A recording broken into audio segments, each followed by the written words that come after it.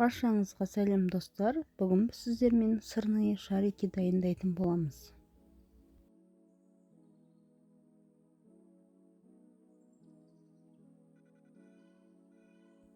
Ол үшін алдымен бізге үккіштен өткізілген ірімшік, 3 ас қасық ұн, нан ұнтағы және де жұмыртқаның 2 ақуызы қажет. Алдымен сол ақуызымызды салып, үстінен шым тұз салып, аппақ болып көпіргенше миксердің жай жылдамдығынан жоғарғы жылдамдығына дейін араластырамыз.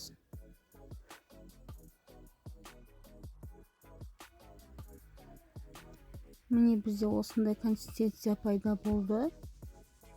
Енді осының үстінен ұнымызды салып, лопатканың көмегімен араластырамыз.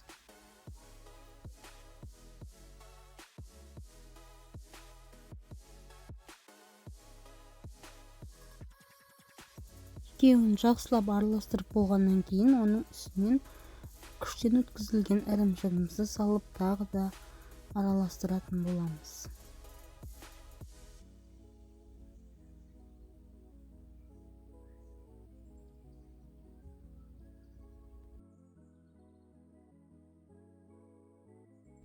Міне бізде осындай біріккен масса дайын болады.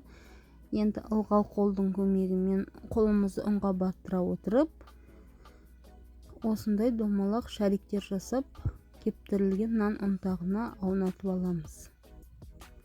Нан ұнтағы ешбір қоспасыз болғаны жөн. Себебі артық дәмдердің қажеті жоқ.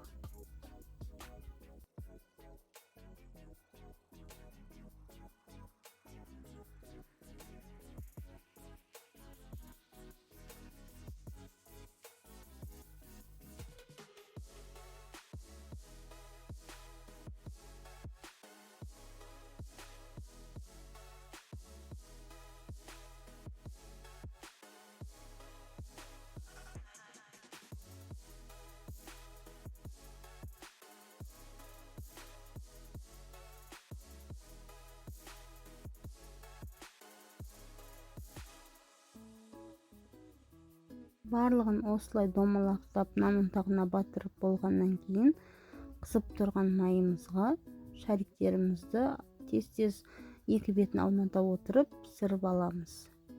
Міне осындай сырнайы шарики дайын болды. Дәмі өте керемет. Сіздер де жасап көріңіздер. Ұнаса лайк басып жазып қойыңыздар.